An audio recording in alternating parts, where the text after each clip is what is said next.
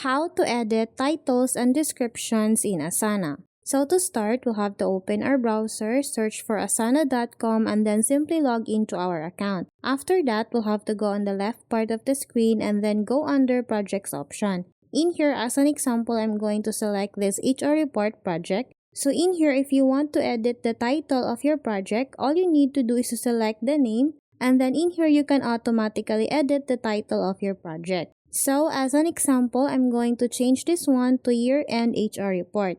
After that, if I go back, it will automatically save the changes. And then if you want to edit the description of your project, all you need to do is to tap on this arrow icon, and then in here tap on this edit project details. In here, you can also edit the title of your project. And then if you want to edit or add a description, all you need to do is to go on this part here, and then you'll just have to type a description. So as an example, I'm going to type here, every end of the year, HR staff needs to submit their detailed report. After that, I'll just have to go back. And then once I do that, the changes will be automatically saved. To show that, I'll just tap again on this arrow icon, tap on this option, edit project details, and as you can see, the changes is automatically saved. And then after that, if you want to edit the title of your task, all you need to do is to select the task, and then in here you can automatically edit the title of the task.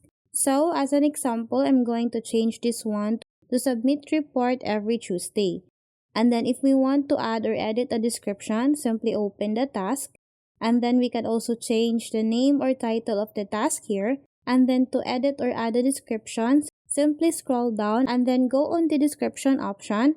And then under that, we can now type here the description of our task. Once we're done, we'll just have to go back and the changes will be automatically saved. So that's how easy we can edit titles and descriptions in Asana. Thanks for watching, and if you find this video helpful, please don't forget to subscribe, hit the like button, and then the notification bell so you won't miss any of our future videos. See you on the next one!